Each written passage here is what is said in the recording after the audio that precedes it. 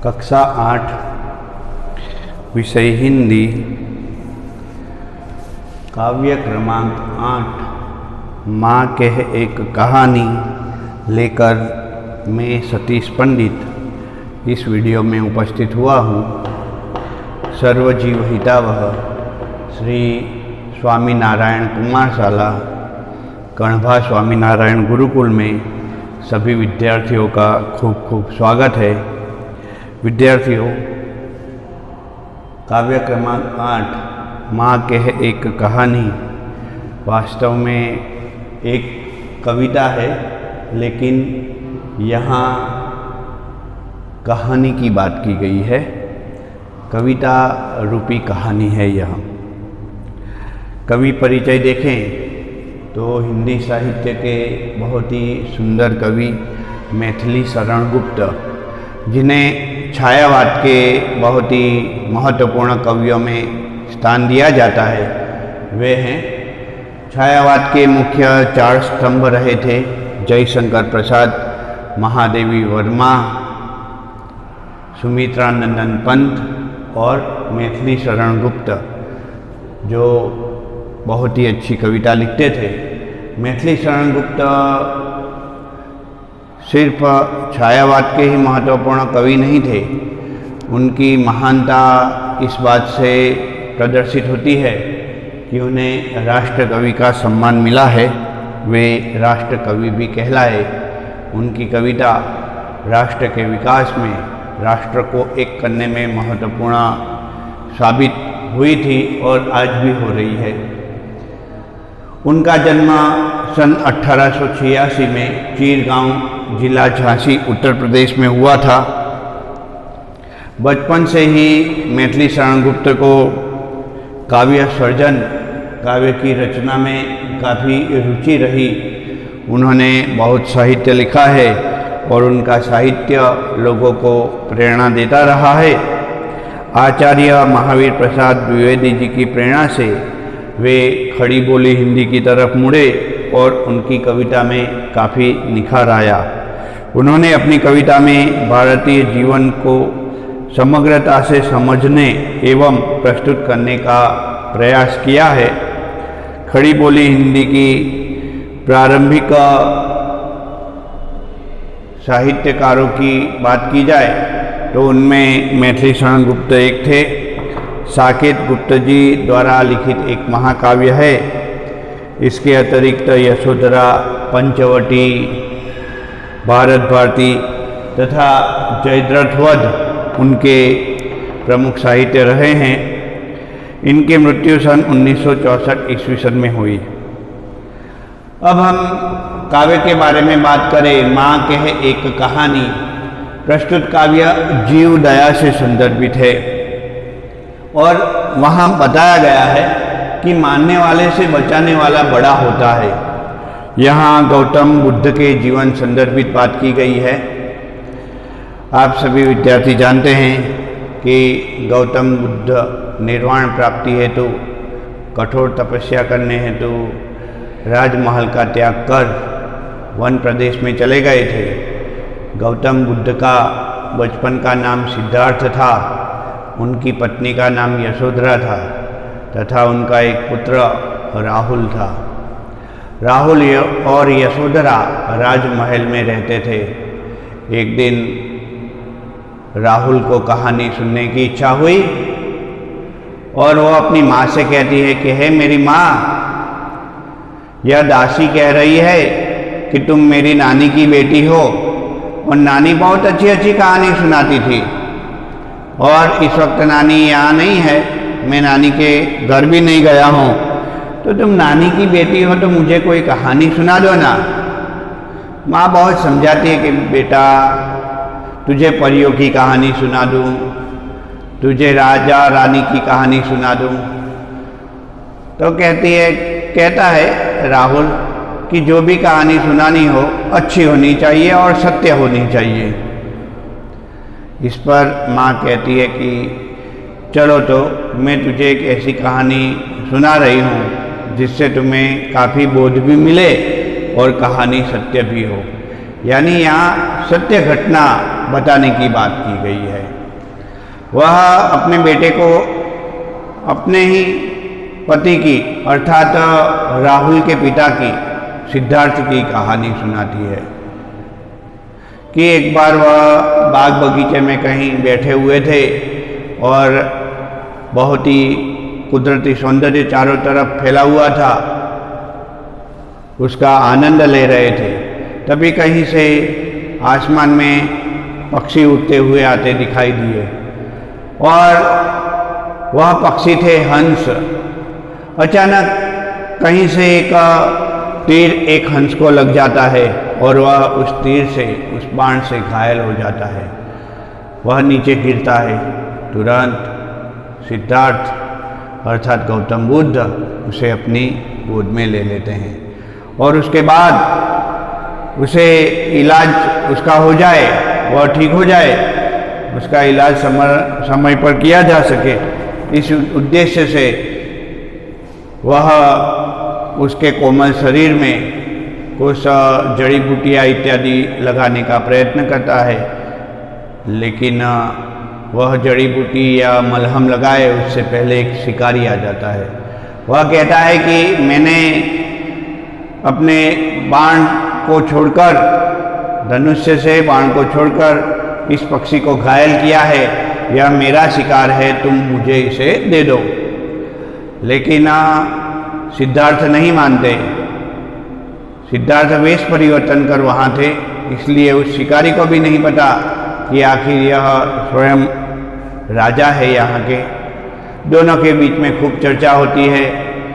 तो सिद्धार्थ कहता है कि ठीक है, हम न्यायालय में जाते हैं, न्यायाधीश के पास, कि इस पक्षी पर किसका अधिकार है। न्यायालय में बात चली जाती है। न्यायाधीश दोनों की दलीलों को सुनते हैं। शिकारी कहता है कि मैंने इस पक्षी को अपने धनुष से छोड़े हुए बाण से बींध दिया था, इसलिए यह मेरा शिकार है। क्षत्रिय कभी अपना शिकार छोड़ता नहीं। और सिद्धार्थ की तरफ से दलील होती है कि मारने वाले से बचाने वाला बड़ा होता है, इसलिए मैंने इस पक्षी की जान बचाई है। यह मेरी शरण में आया है, मैं इसे नहीं छोड़ सकता। यही बात यशोधरा अपने पुत्र राहुल को कहती है कि न्यायाधीश ने तो जो भी निर्णय दिया होगा वह दे दिया, लेकिन राहुल तू मुझे बता कि न्याय किसका पक्ष लेता है। तो इस पर राहुल कहता है कि हे मेरी माँ, मैं तो बहुत छोटा हूँ, मुझे इसके बारे में क्या पता चले कि न्याय आखिर किसका पक्ष लेता है। लेकिन मैं इतना मानता हूँ कि न्याय जो है वह दया की तरफ होना चाहिए, करुणा की तरफ होना चाहिए। और करुणा जो है वह पक्षी की है। करुणा पर बड़े समय में वह जिस व्यक्ति के पास गया है, जिसने शरण दी है, उसकी तरफ न्याय होना चाहिए। अर्थात पक्षी जो है वह बचाने वाले को मिलना चाहिए, पक्षी को जिसने बचाया। एक बहुत ही महत्वपूर्ण कविता के रूप में यह कहानी दी गई है। तो आइए हम इस कहानी को पढ़ते हैं और कहानी का आनंद लेते हैं। मैं इस कहानी को जो कविता के रूप में दी गई है पढ़कर आप सभी विद्यार्थियों को सुनाता हूँ। माँ कहे एक कहानी, माँ कहे एक कहानी, बेटा समझ लिया क्या तूने मुझको अपनी नानी।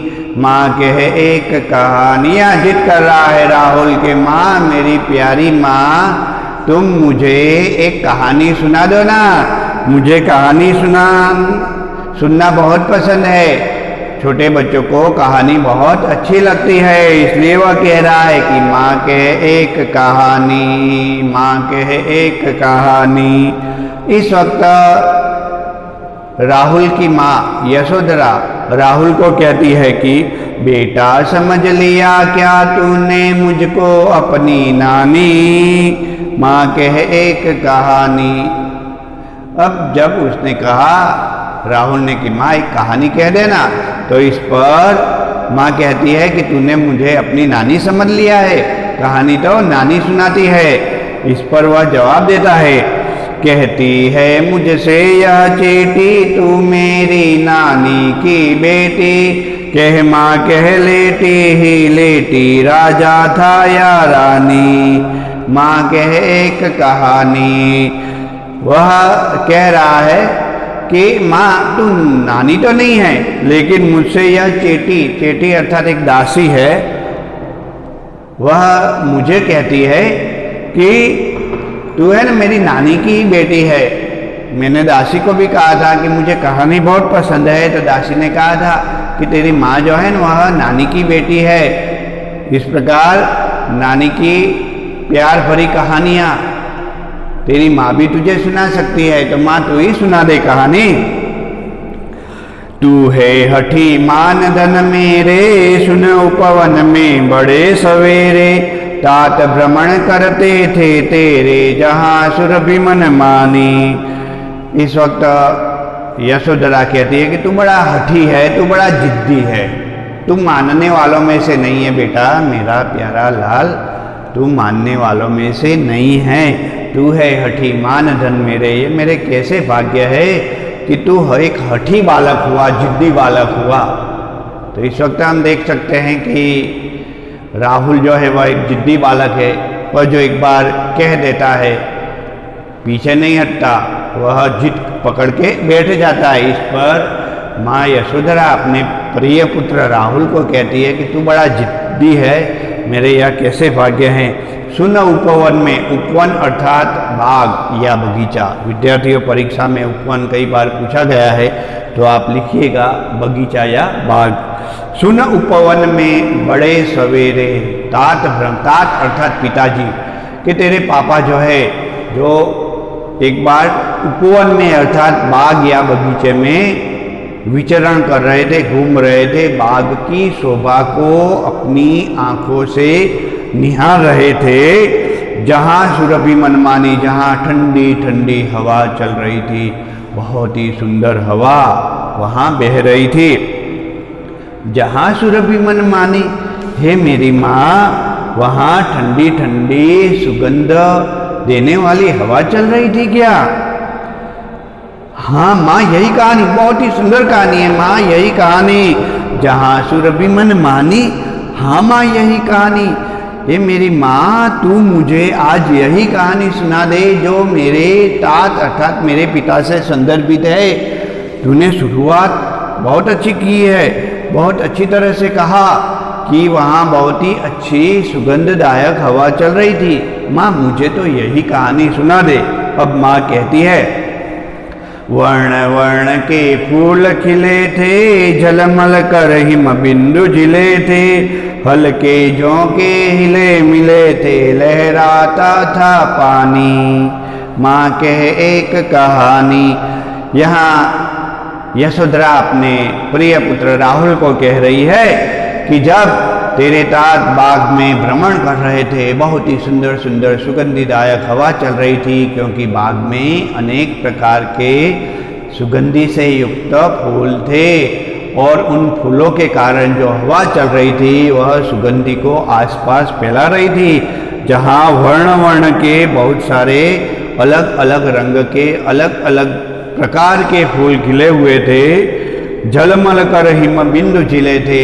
हिम बिंदु अर्थात ओस, जो सुबह के समय में वनस्पति पर छा जाती है, और इस प्रकार की ओस जो है वह बगीचे की जो घास थी, घास में लगी हुई थी, घास में फैली हुई थी, हल्के झोंके हिले मिले थे, लहराता था पानी, और धीरे धीरे धीरे हवा चल रही थी, जो पास के एक सरोवर के पानी को लहर प्रदान कर रहा था, जिससे वह पानी लहरा रहा था, लहराता था पानी।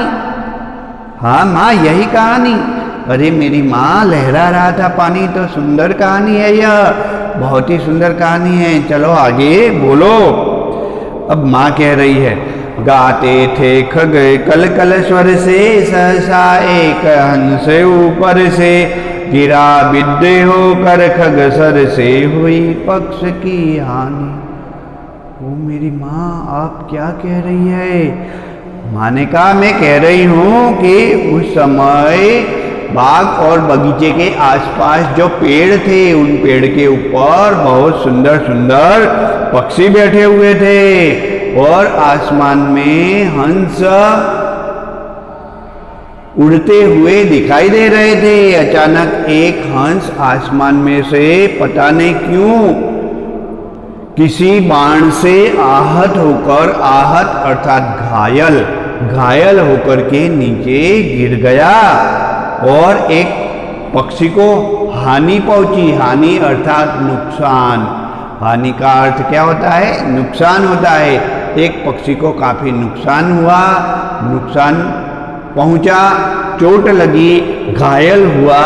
वह एकदम से नीचे की ओर आने लगा और धरती पर गिर गया। ऐसा सुनकर तो राहुल काफी दुखी हुआ, उसे भी आघात लगा। वह अपनी मां को कहने लगा, हुई पक्ष की हानि, करुणा भरी कहानी। अरे मेरी माँ, यह तो करुणा से युक्त कहानी आपने मुझे कहानी सुनानी आरंभ कर दी। बहुत ही करुणा है इस कहानी में। क्या है? करुणा है। अब माँ आगे कह रही है, चौक उन्होंने उसे उठाया, नया जन्म सा उसने पाया, इतने में आखेट के आया, लक्ष्य सिद्धि का मानी। अरे मेरी माँ, आप क्या कह रही है? जरा फिर से सुनाओ ना। माँ ने सुनाया, चौक उन्होंने उसे उठाया, नया जन्म सा उसने पाया, इतने में आखेट के आया, लक्ष्य सिद्ध का मानी। लक्ष्य सिद्ध का मानी, कोमल कठिन कहानी। अब यशोधरा अपने पुत्र को कह रही है कि अरे राहुल, अचानक बाग में यहाँ वहाँ सुंदर स्थानक में भ्रमण कर रहे तेरे तात ने, तेरे पिता ने चौंक कर उस पक्षी को उठाया और उस पक्षी को जैसे उठाया, उस पक्षी को राहत मिली, क्योंकि तेरे पिताजी जो है वह इन पक्षियों की रक्षा करते थे और उसे ऐसे लगा कि जाने वह मारने वाले के हाथ से बचकर बचाने वाले के हाथ में आ गया है। लेकिन अभी तो वह उस पक्षी की कोई दवाई करते, उसका कोई उपचार करते, उससे पहले वहाँ आखे तक आ पहुँचा।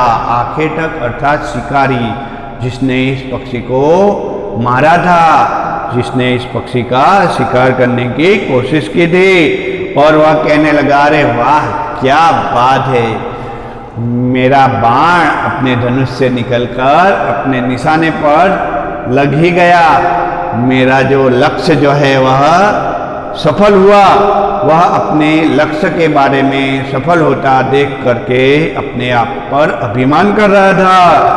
और यह बात सुनकर राहुल कहने लगा, लक्ष्य सिद्ध का मानी, यह तो कोमल भी है और कठिन भी है। यह कहानी माँ कोमल भी है और कठिन भी है। अब दोनों में संवाद होने लगा। उस संवाद के बारे में यशोधरा आगे कह रही है, मांगा उसने आहत पक्षी, तेरे तात किंतु थे रक्षी, तब उसने जो था खग पक्षी, हठ करने की ठानी। हठ करने की ठानी। अब बढ़ चली कहानी। मेरी माँ, उसने हठ करने की ठानी। हुआ ऐसा कि वह शिकारी राहुल के तात अर्थात पिताजी के पास आया और उसने कहा कि यह पक्षी मुझे दे दो जो घायल हो गया है मेरे बाण से। मैं एक खग पक्षी अर्थात इन पक्षियों का शिकार कर अपने भोजन के लिए ले जाता हूँ, तुम मुझे इसे दे दो। लेकिन सिद्धार्थ मानने वालों में से नहीं थे। उन्होंने यह बात नहीं मानी। दोनों में जिद होने लग गई। सिद्धार्थ ने कहा कि मैं इस पक्षी को तुम्हें नहीं दूंगा, और उसने कहा मैं इस पक्षी को लेकर रहूंगा। दोनों के बीच में हठ अर्थात जिद होने लग गई। दोनों जिद करने लग गए कि यह पक्षी पर मेरा अधिकार है, इस बात को लेकर के। अब माँ इस कहानी को आगे समझाती हुई अपने सुपुत्र राहुल को कहती है, हुआ विवाद सदैव निर्दय में, उभय आग्रही थे स्विषय में, गई बात तब न्यायालय में, सुनी सभी ने जानी। यह बात न्यायालय में जा पहुंची। न्यायाधीश ने दोनों की बात सुनी, दोनों ने अपना अपना पक्ष रखा। शिकारी कहने लगा इस पर मेरा अधिकार है, मैंने भोजन के लिए इस हंस को अपने तीर का निशाना बनाया, इसलिए कभी भी शिकारी अपना शिकार नहीं छोड़ता। जबकि सिद्धार्थ भी कहने लगे कि मारने वाले से बचाने वाला बड़ा होता है, इसलिए इस पक्षी पर मेरा अधिकार है। मैं एक क्षत्रिय हूँ जो शरण में आए हुए को कभी निराधार नहीं छोड़ देता। सभी ने यह बात जानी, खूब चर्चा होने लग गई। अब राहुल कहता है सुनी सभी ने जानी, व्यापक हुई कहानी। अरे मेरी माँ, यह तो कहानी व्यापक हो गई है। इस पर इस कहानी को आगे बढ़ाते हुए यशोधरा अपने पुत्र राहुल को कहती है, राहुल तू निर्णय करे इसका, न्याय पक्ष लेता है किसका, कह दे निर्भय जय हो जिसका, सुन लू तेरी बानी। तो राहुल को कह रही है माँ कि अरे मेरे पुत्र, अरे मेरे बेटे, तू मुझे इतना बता दे कि यह जो कहानी है इसमें न्याय का पक्ष जुड़ गया है, न्यायालय में बात पहुंच गई है। तू बता दे कि न्याय किसकी तरफ है। इस पर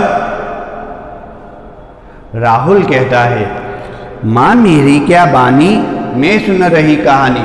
माँ मैं क्या बताऊं, यह कहानी तो मैं सुन रहा हूं, मुझे आगे क्या हुआ उसके बारे में पता नहीं है, लेकिन फिर भी मैं तुम्हें एक बात बताना चाहता हूं।